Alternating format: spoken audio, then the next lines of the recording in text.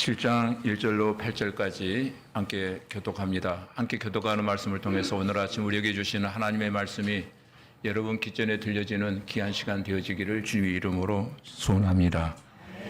여루바알이라 하는 기드온과 그를 따르는 모든 백성이 일찍이 일어나 하루생 곁에 진을 쳤고 미디안의 진영은 그들의 북쪽이요 모래산 앞에 골짜기에 있었더라. 여호와께서 기드온에게 이르시되 너를 따르는 백성이 너무 많은즉 내가 그들의 손에 미디안 사람을 넘겨주지 아니하리니 이는 이스라엘이 나를 거슬러 스스로 자랑하기를 내 손이 나를 구원하였다 할까 함이니라.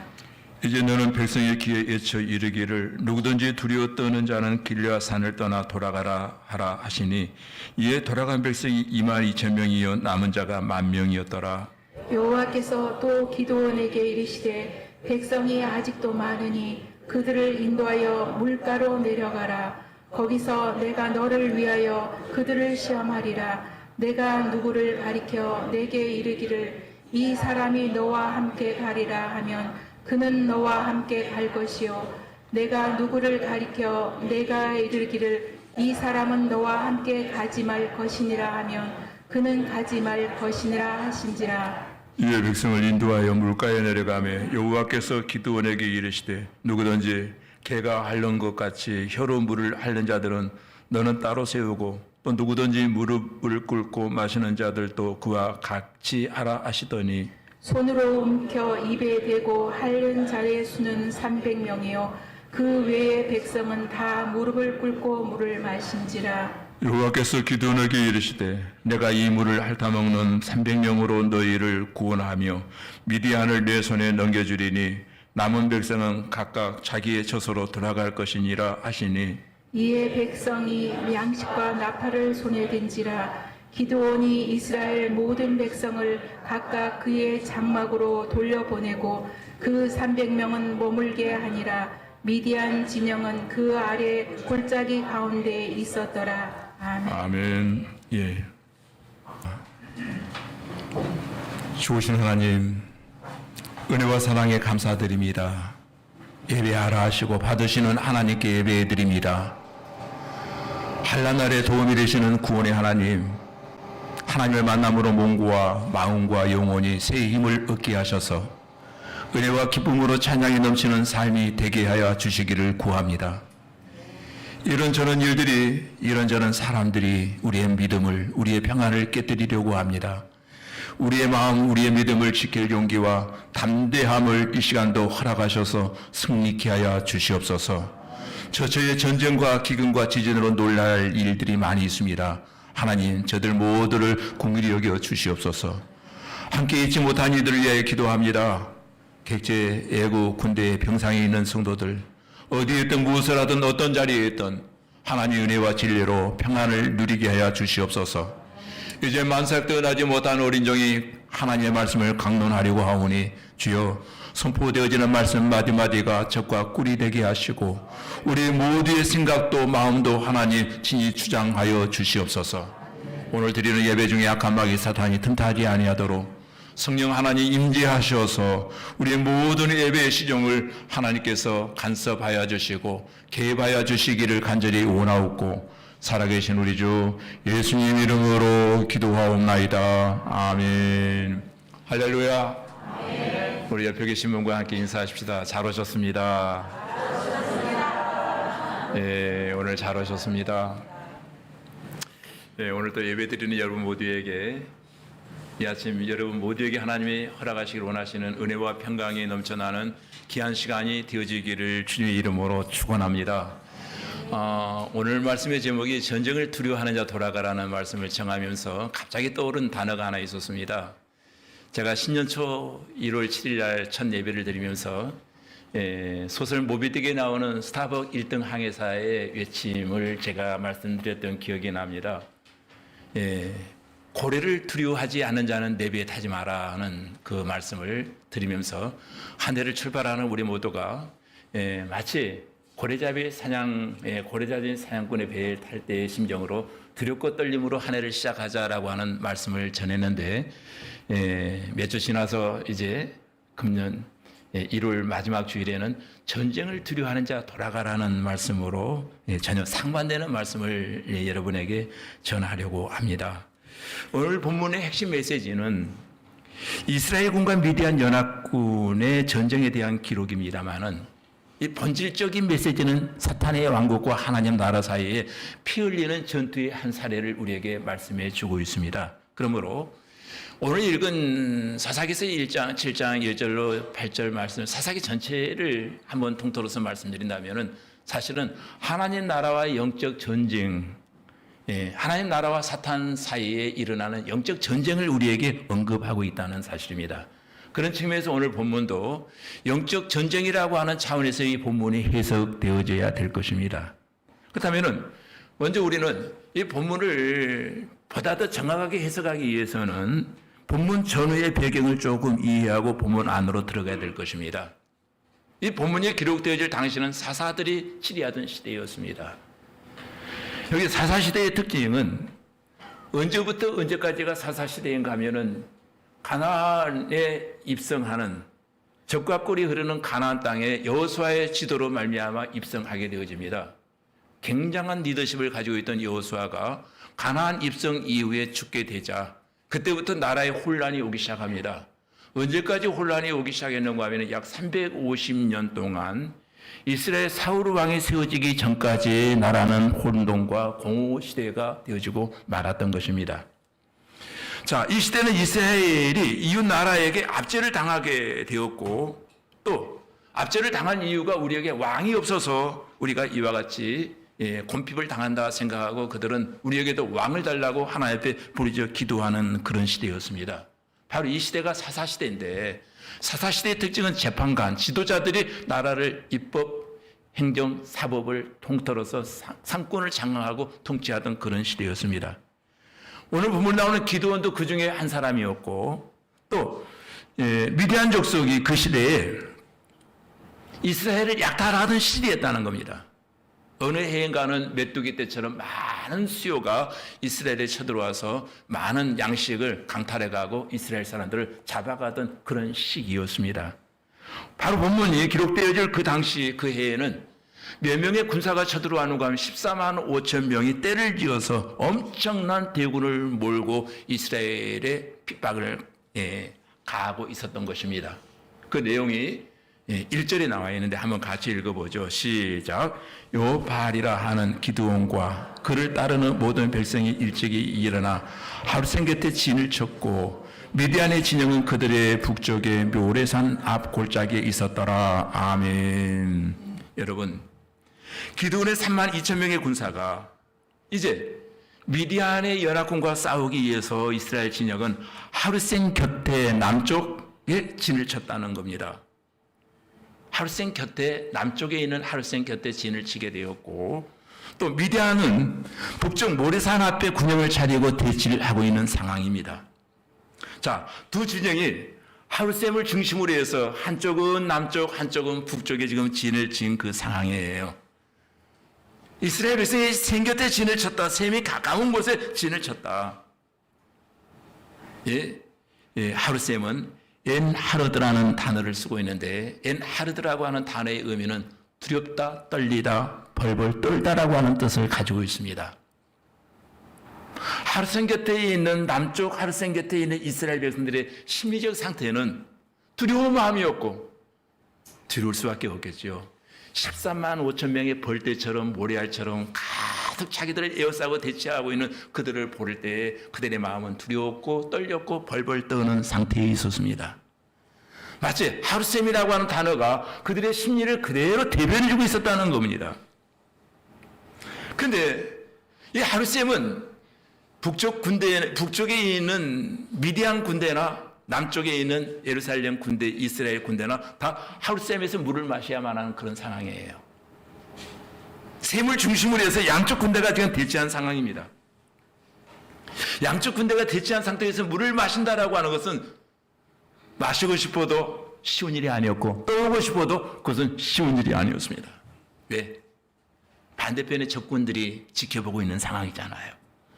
물을 떠오거나 물을 먹으러 가는 사람은 매우 조심조심 삼가 조심해서 가지 아니하면은 적군의 포로가 된다든가 적군의 하살에 의해서 죽임을 당할 수 있는 그런 상황이었습니다. 그리고 이 모래산이라고 하는 단어는 히브리 언어에 보면 하루모레라고 하는 단어를 쓰고 있는데, 하루모레라고 하는 뜻은 이스라엘 언덕에 위치한 그 산에 있는 하루모레의 뜻은 가르치다, 배운다, 하나님의 뜻을 가르치고 배운다라고 하는 뜻을 가지고 있었습니다. 이 본문을 자세히 읽어보면은 가르치다, 교훈하다, 얻게하다라고 하는 뜻을 가지고 있는데, 하나님은 지금 모래산을 중심으로 해서 자기의 사랑하는 이스라엘 백성들에게 가르침을 주고자 하는 목적이 있었다는 거예요. 저 13만 5천 명이라고 하는 막대한 군대가 모래산에 진을 치고 있는데, 그 모래산의 그 수많은 군대를 통해서 하나님의 목적은 이스라엘 백성들에게 가르치고자 하는 목적을 가지고 지금 한편의 군대는 모래산에, 한편의 군대는 하루쌤 곁에 진을 치게 만들었다는 거예요. 그 다음에 모래산, 모래하루라고 하는 단어의 의미는 하나님께서 선발하시는 기도를 시험하시는 장소였다는 거예요. 과연 사용할 만한 인물인가? 바로 이 모래산은 하나님의 사랑 기드온이 거듭나는 장소였고, 기드온이 세움받은 장소가 바로 모래산이었다는 사실입니다. 자, 2절로 3절을 우리 한번 같이 읽어보십시다. 시작.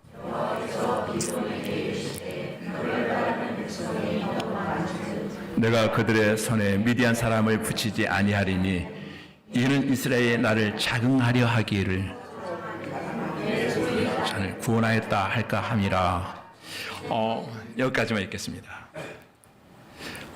여기 자긍이라고 하는 단어가, 여러분 바드라고 하는 단어를 쓰고 있는데, 바드라고 하는 단어는 스스로 나기를 영광스럽게 여긴다, 스스로 나를 영화롭게 여긴다는 뜻을 가지고 있어요. 이 전쟁에서 이기고 나면 나는 대단한 사람이야, 내가 이 정도인지 나도 몰랐어, 나도 깜짝 놀랐네.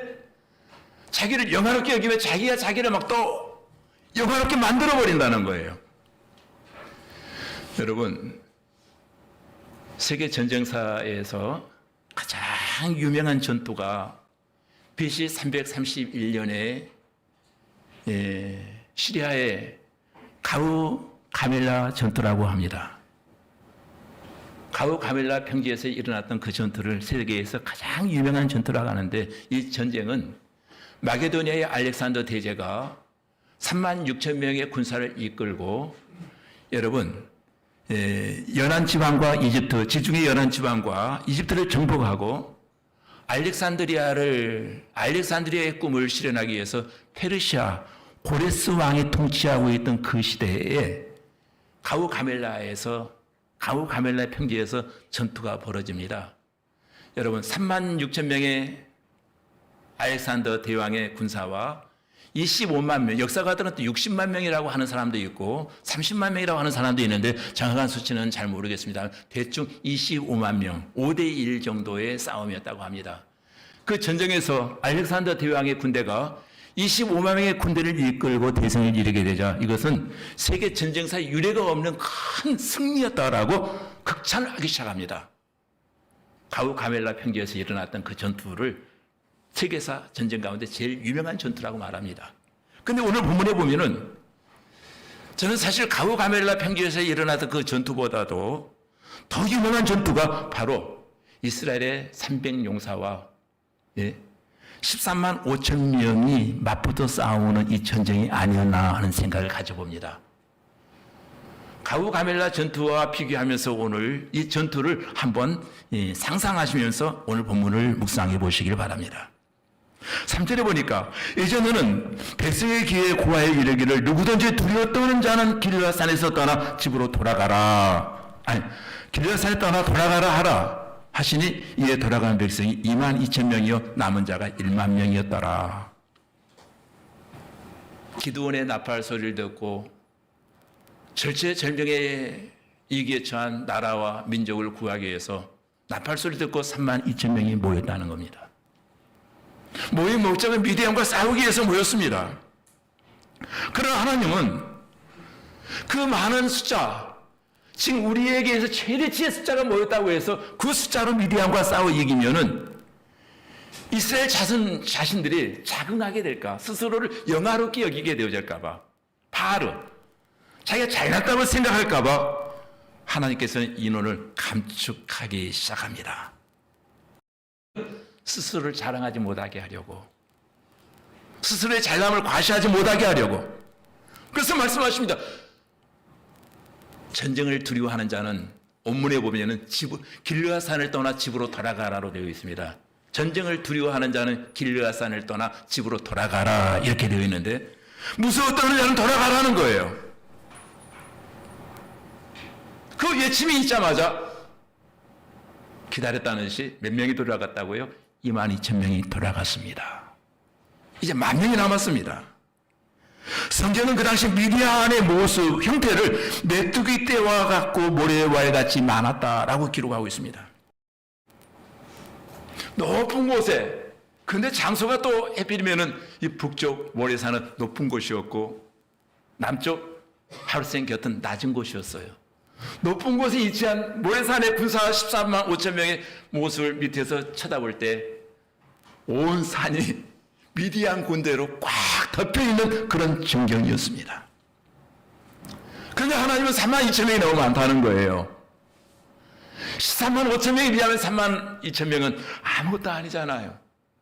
근데 하나님의 숫자가 많다는 거예요. 돌아가라. 마치 기다렸다는 듯이 22,000명이 돌아가 버립니다. 하나님 어찌된 영문이 이 숫자가 많다는 거예요?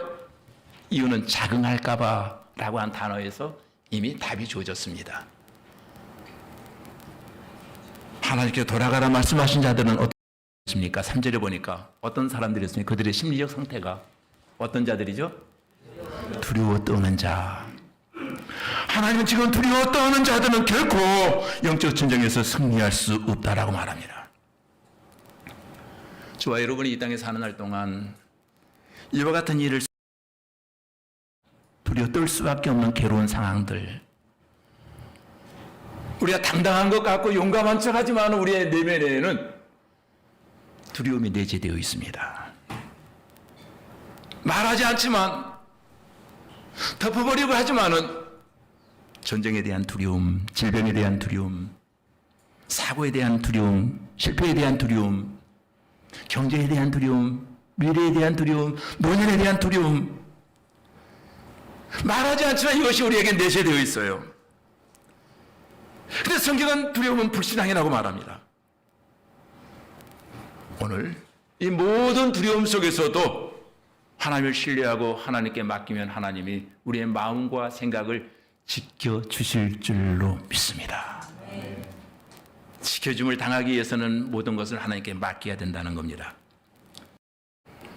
오늘 부분은 승리하는 그리스도인의 삶을 살기 위해서는, 아니, 영적 전쟁을 치러 나가는 군사의 자세는 두려움이 없어야 된다. 정말로 네가 영적 전쟁에서 승리하기를 원하느냐? 먼저 마음속 깊은 곳에 있는 두려움을 제거하라. 누구에게나 숨어 있어요. 말씀을 전하는 목사, 말씀을 청정하는 여러분에게도 이런 두려움이 있습니다. 자세히 기도하는 마음으로 내 관찰해 보시기 바랍니다. 들여다보십시오. 구원받고 하나님을 믿고 따르는데도 왜 기쁨이 없을까요? 신앙 자체는 기쁨이라고 말하는데 왜 내게 기쁨이 없을까요? 구원의 감격, 주님이 주시는 그 평안함, 샬롬, 이것들은 없고 왜 내 마음속에 불안이 내재되어 있을까요? 자세히 파헤쳐 보면은 우리의 마음속 깊숙이 숨겨져 있는 두려움, 그것이 자리 잡고 있다라고 하는 것을 우리가 발견하게 되어질 것입니다. 이런 예화는 쓰고 싶지 않았는데 여러분의 이해를 좀 돕기 위해서 조금 이런 예화를 인용하려고 합니다. 인도에 재미있는 설화가 있습니다. 어느 날 마술사가 담벼락 곁에 떨고 있는 쥐 한 마리를 만납니다. 무엇을 무서워하나 보았더니 지나가지는 고양이를 바라보고 두려워서 꼼짝달싹하지 못하고 당겨대 떨고 있더라는 겁니다. 그래서 측은지심이 생겨서 마술사가 지를 고양이로 만들어줬답니다. 그리고 이젠 괜찮겠지 하고 또 지켜보았더니 웬걸이요, 고양이가 되고 나서도 떨고 있더라는 거예요.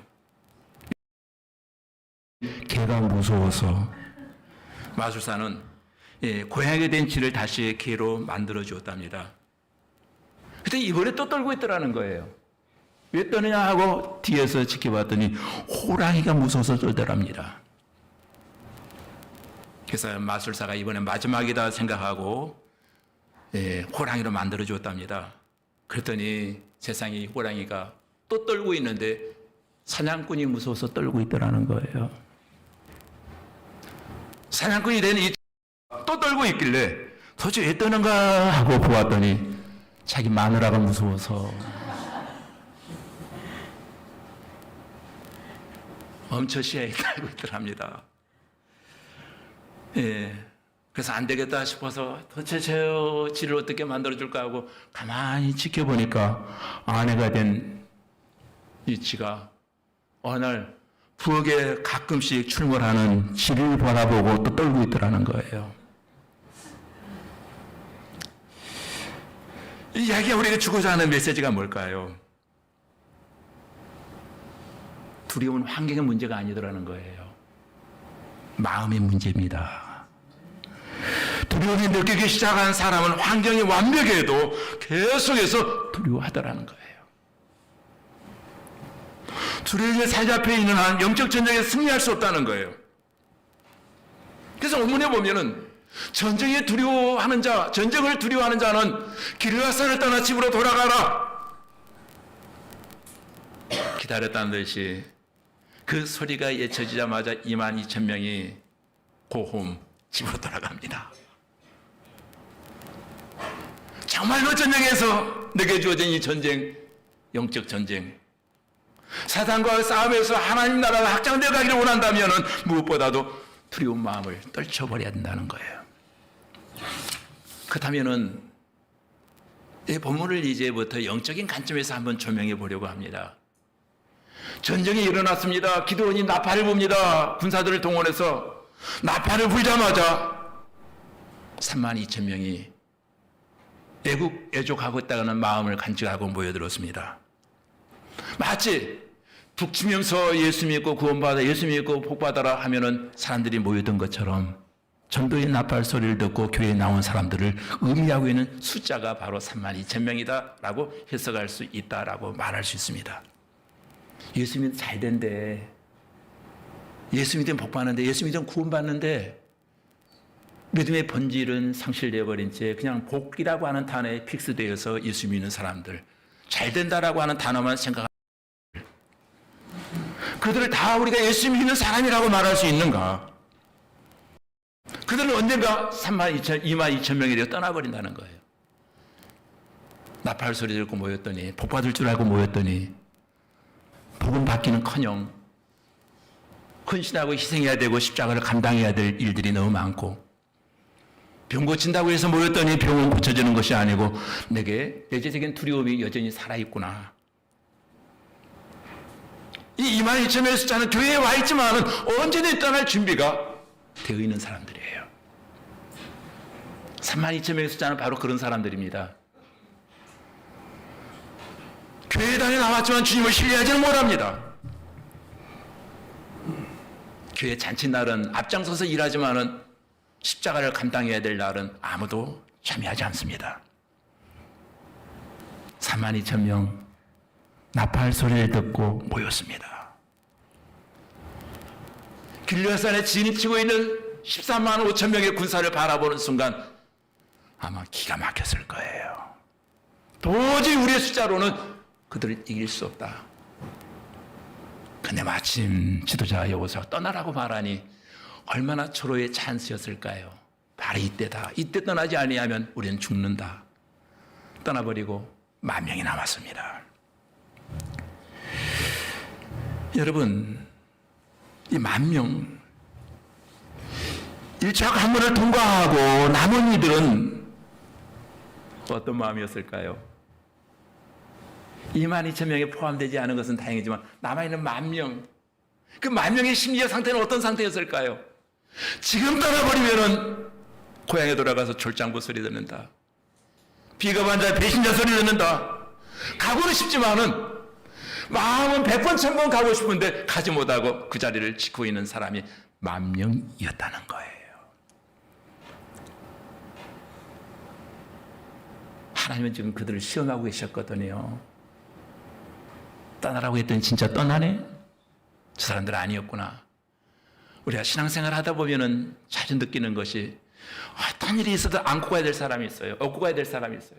근데 아니다 싶으면 버리고 가야 될 사람이 있거든요. 그걸 빨리 판단해야 되거든요. 이 사람은 버리고 가야 될 사람, 안고 가야 될 사람. 근데 오늘 본문에 보니까 하나님이 시험하십니다. 끝까지 함께 할 수 없는 사람, 두려움에 떨고 분위기를 해치는 사람 차라리 보내라, 돌려보내라.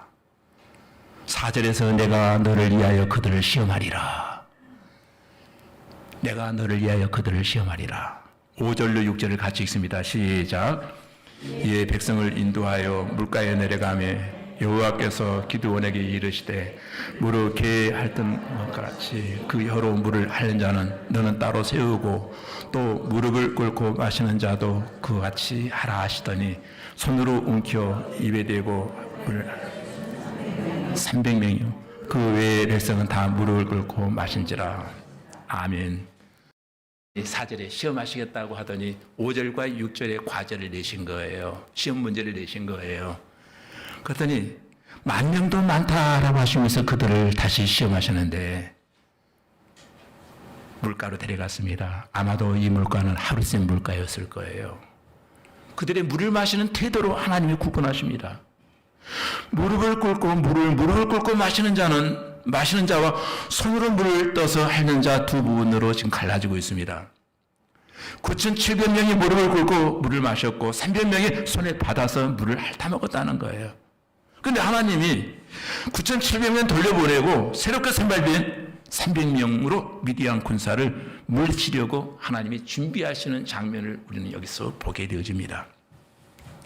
자, 10,000군 9,700명.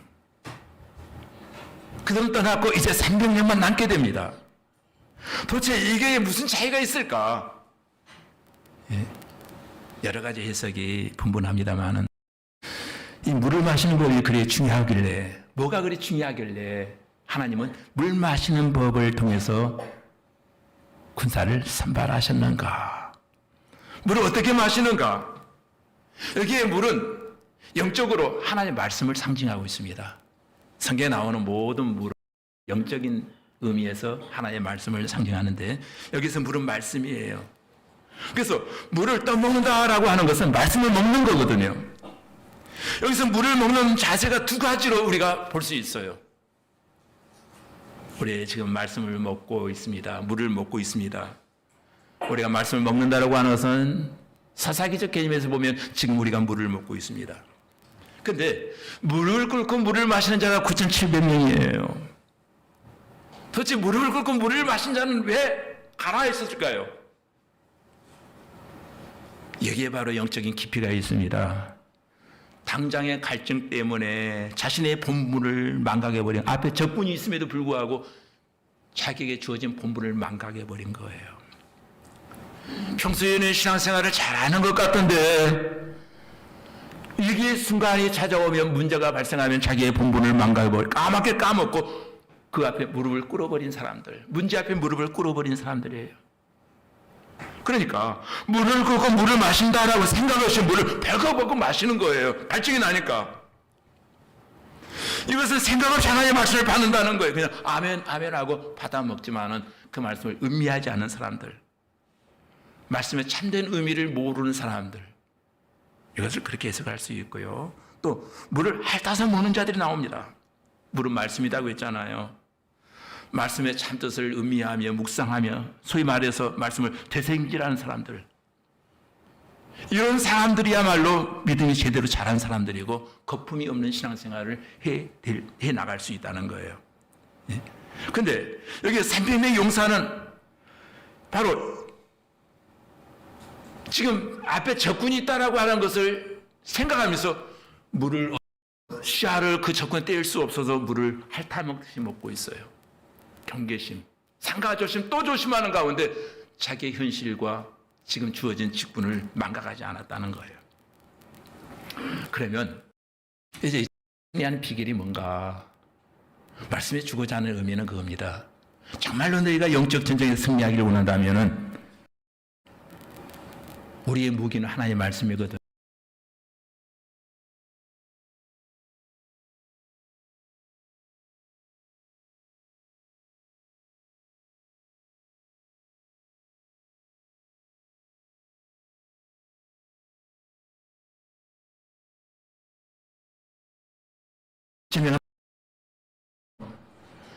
근데 이 수가 많다. 돌려보내라.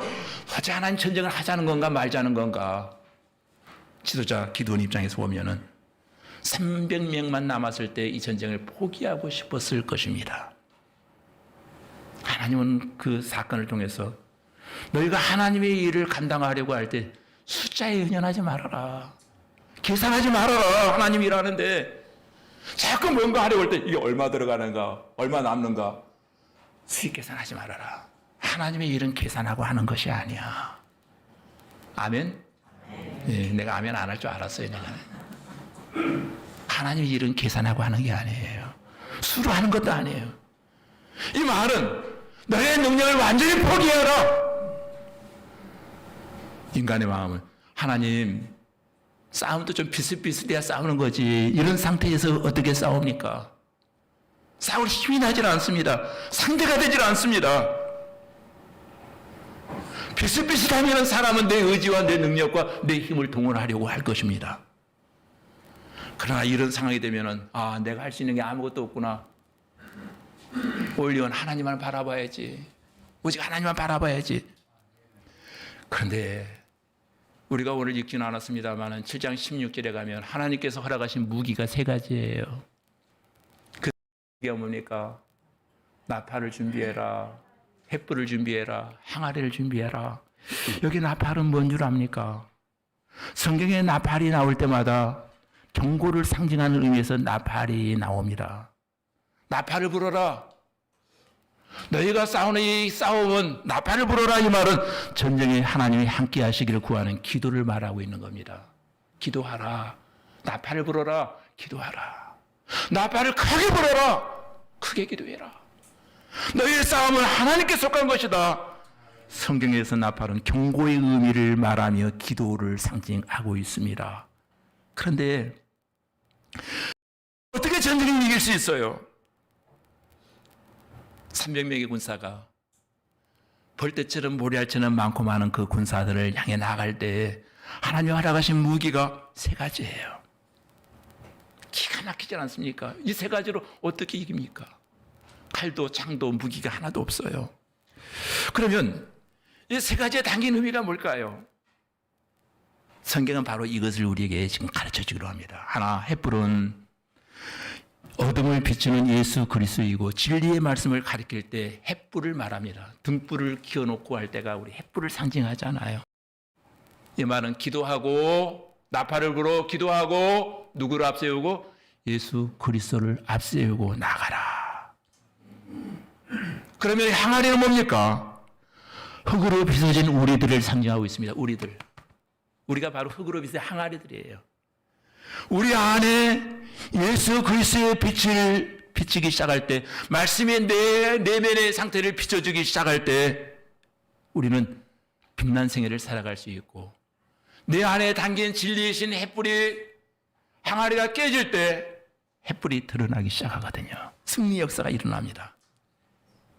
무슨 말씀인가? 예수 그리스도의 말씀으로 인해서 나라고 하는 항아리가 깨질 때 예수 그리스도의 진리가 빛이 나기 시작하는 거예요. 내 자라고 하는 항아리가 깨지기 시작할 때 예수 그리스도가 드러나는 거예요. 예컨대 그런 경우죠.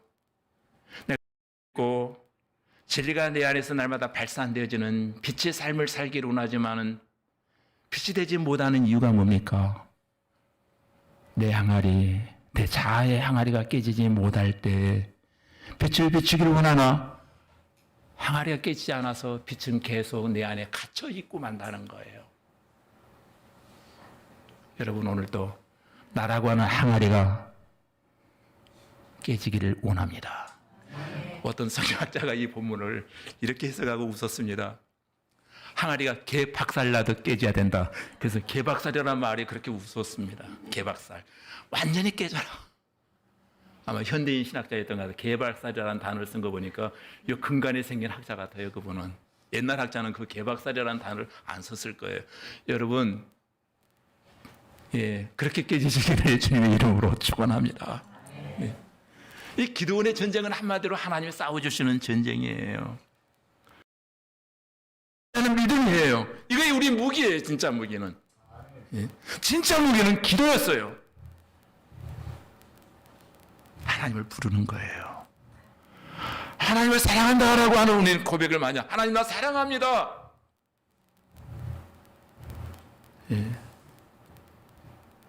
사랑한다는 건 뭘 말합니까? 어떻게 증명할 수 있나요? 증거가 뭡니까? 사랑한다고 하는 증거가. 증거를 보여주세요, 여러분. 하나님을 사랑한 자는 하나님 편에 서는 거예요. 그 사람을 사랑하면 그 사람 옆에 서는 거예요. 내가 가진 무기가 아니라 내가 가지고 있는 무기를 한번 점검해 봐야 됩니다. 하나님을 가까이 하고 하나님을 사랑하면 하나님이 친히 나를 위해서 싸워주십니다. 하나님을 사랑하는 그 순간 이 싸움은 나의 싸움이 아니고 하나님의 싸움이 되어진다는 거예요. 오늘 여러분, 나라고 하는 항아리 너무 껍질이 두껍지 않아요? 그것이 깨지지 아니하면 예수 그리스도의 진리의 빛이 나를 통해서 나타나질 않아요. 그 전쟁의 승리는 항아리가 깨질 때 햇빛이 드러나기 시작합니다. 불이 밝혀지기 시작합니다. 하나님은 나의 필요에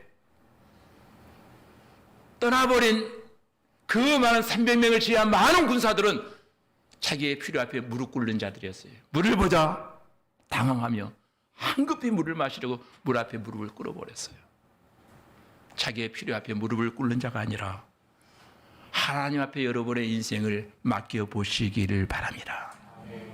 내 안에 나팔이 있고 기도할 수 있는 입술이 있고 나라고 하는 항아리 속에 진리의 빛을 담을 수 있는 그릇이 준비되어 있다면 13만 5천 명은 결코 큰 숫자가 아니고 무서운 책이 되어줄 수 없어요.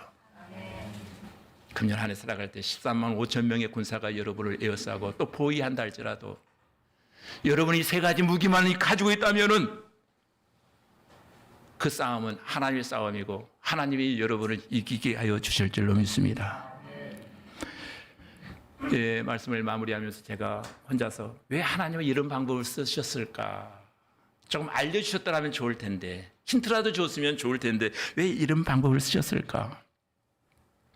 자기의 능력과 방법으로 인생에 성공할 경우 두 가지 위험이 기다리고 있다고 하는 사실을 우리에게 깨닫게 하시는 것입니다. 하나는 하나님을 의지하지 않게 되는 거죠. 또 하나는 성공한 후에 하나님의 영광을 가로채기 시작한다는 거예요. 우리의 가장 큰 적은 나라는 거예요. 앞에 보이는 13만 5천 명이 아니라 바로 나라는 거예요. 내가 깨지지 아니하면, 내 자아의 항아리가 깨지지 아니하면 빛이신 예수 그리스도가 나를 통해서 드러나지 않는다는 거예요. 왜 작은 수 자만하지 말라는 겁니다. 자극하지 말라는 겁니다. 스스로 영화롭게 여기지 말라는 거예요. 오직 이 전쟁은 하나님이 하셨다. 이 고백 하나님 듣고 싶어 하십니다. 이제 남은 한 해를 살아가실 때 숫자에 많고 작음에 너무 연연하지 마십시오. 숫자는 그냥 숫자일 뿐이에요. 오직 모든 것 13만 5천 명이라고 큰 수를 바라보지 마시고 내 안에 계신 예수 그리스도의 진리의 빛이 내 항아리가 깨지는 그 순간 하나님의 놀라운 승리는 나로부터 시작되어질 줄로 믿습니다. 기도하십시다. 하나님 아버지, 성도로서 우리가 하는 모든 영적인 싸움은 이제 우리 개인의 싸움이 아니라 하나님과 사탄의 싸움이며 또한 이러한 영적인 싸움은 미리 준비한 자만이 승리할 수 있음을 오늘 다시 한번 깨달아 알게 해주시오니 감사합니다. 혹이라도 우리의 마음에 두려움과 불안이 있다면 능력의 이름 예수 그리스도의 이름으로 물리쳐 주시옵소서. 하나님께서 내가 너희와 함께하리라고 하는 약속의 말씀을 믿고 하나님 나팔과 햇불과 항아리를 잘 준비할 수 있는 우리 모두들이 되게 하여 주시고 오늘도 내 자아라고 하는 항아리가 하나님 박살나도록 깨어지는 역사 일어나게 하여 주시옵소서. 예수님 이름으로 기도하옵나이다. 아멘. 예.